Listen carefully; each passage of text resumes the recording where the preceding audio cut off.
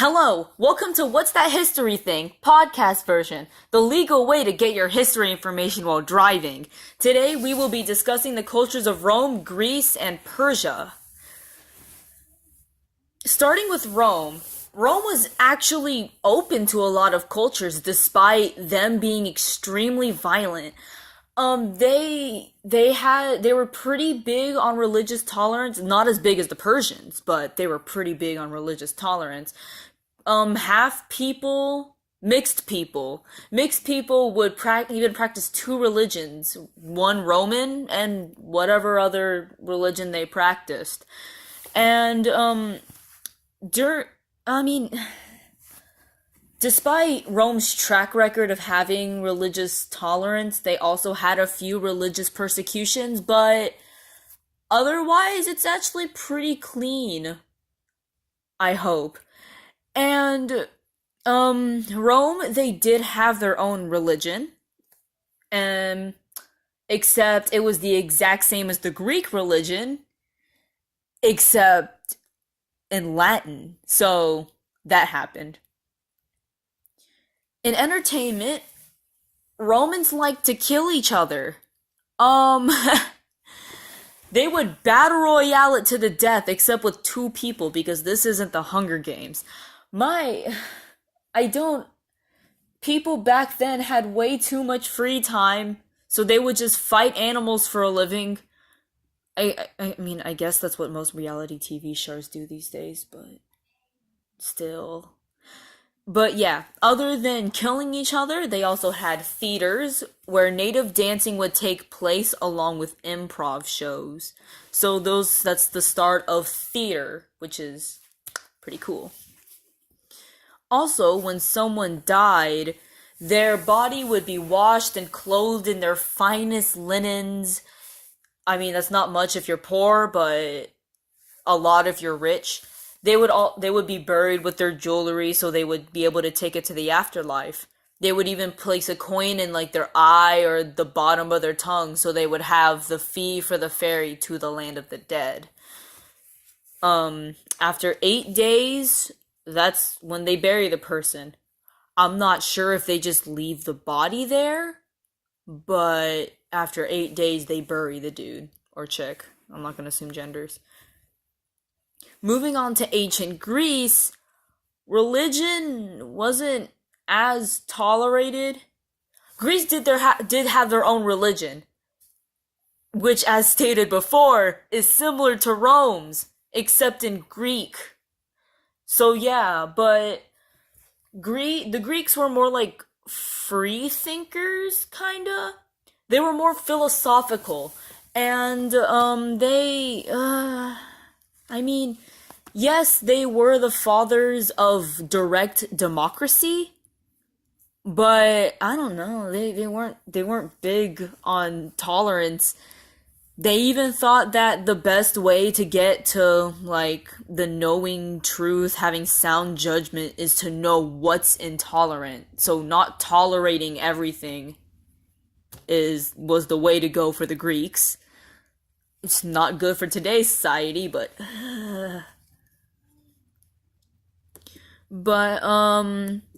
in Greek entertainment was a little less killy than the Romans.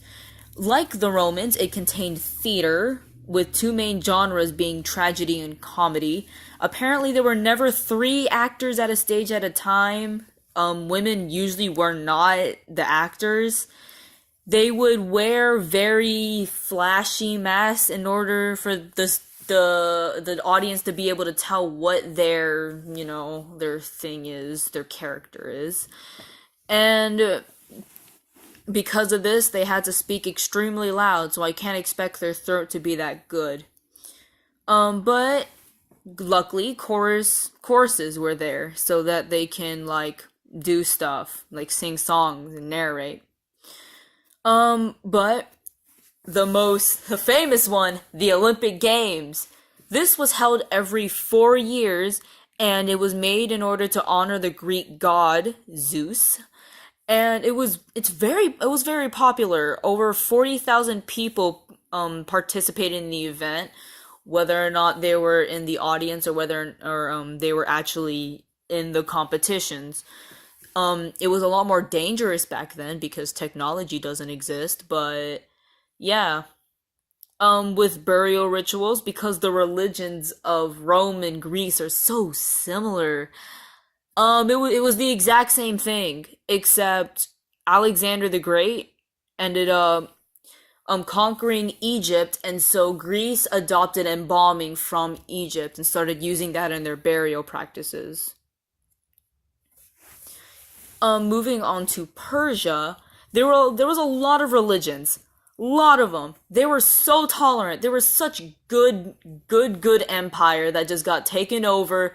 Darius, god damn it. Um, but they had a native religion called Zoroastrianism.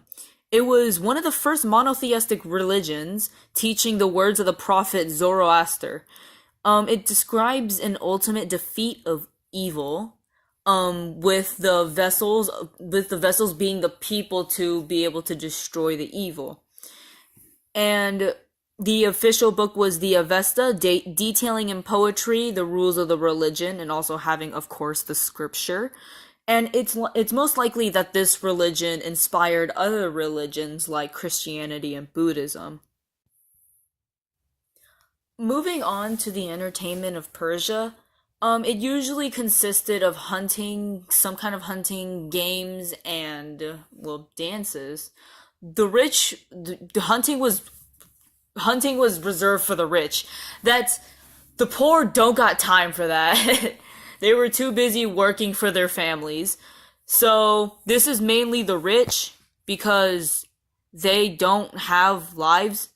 And so there was also sculptures that was evidence because it looked like little people playing chess, like some kind of ancient chess, and that sounds really cute actually.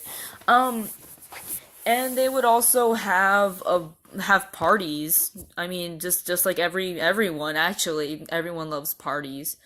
According to some Greek dude, there was they really love their wine, and yeah, I mean, none of this is really that confirmed.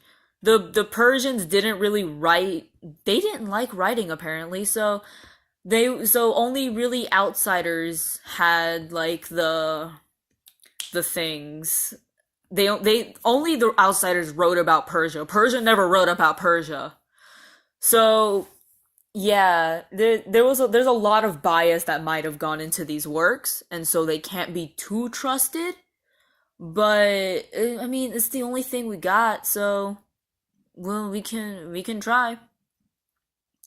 Okay, so when it comes to death, there were two ways before the long-worded religion or and after the long-worded religion. Both are honestly pretty,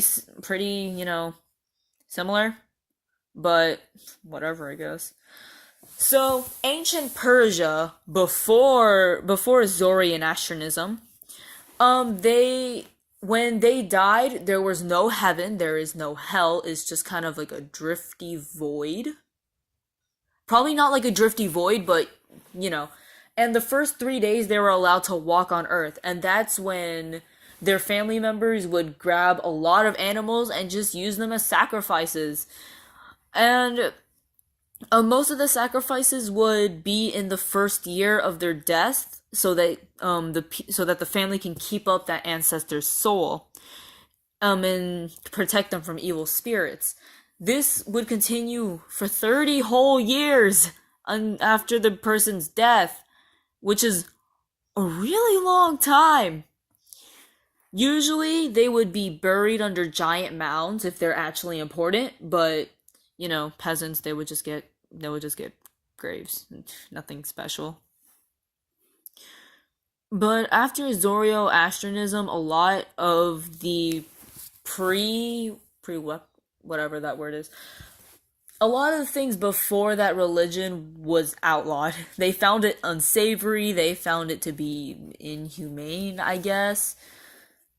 And so, um, yeah, as long they changed it to as long as the person was good, they're going to find eternal happiness instead of just drifting into a void unless your family does human sacrifices. So, and people still made sacrifices and offerings just to the god of wisdom, which is strange since they would outlaw a lot of things but not the animal sacrifices.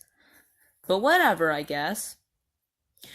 Okay, we are almost done with this. My bullet points are currently running out. So, yeah, the similarities between these empires is, as I stated before, the similar religions between Rome and Greece, because they were separated literally only by language. Like, Ares was Mars, and Hades was Pluto. All three empires shared a love of sports. I didn't mention this earlier, but Persia, there's this sport named polo where you would like ride a horse and do stuff. Well, in Persia, they also rode a horse and did stuff. So, there was a very similar, they had a very similar love of sport, even though one is murdering each other and one is just tippy top on a horse. But, they're all sports, I guess. Football's not like baseball, I guess. And at any time, they all had some kind of form of heaven in religion. Differences would include that Persia had a monotheistic, they ended up having a monotheistic religion, Zorio, whatever religion. And, in entertainment, Persia wasn't fond of blood. So they didn't kill each other in a stadium, but they also didn't glorify sports every 4 years like Greece did. Persia was basically the odd one out because they weren't white. So they also Persians also played a lot of strategy games, which is good. And in death, Persia sacrificed animals, unlike Greece and Rome who would just place their jewelry or whatever inside the thing. So, yeah. Well, hope you learned something on today's show. I'm honestly, with all my stuttering, I am pretty sure you didn't, but let's hope you did because I don't want to edit this, Miss Patel. I am begging you. So, yeah, that's all that history thing is. Have a good day. Goodbye. Have mercy on me. I'm begging you. And, yeah, goodbye.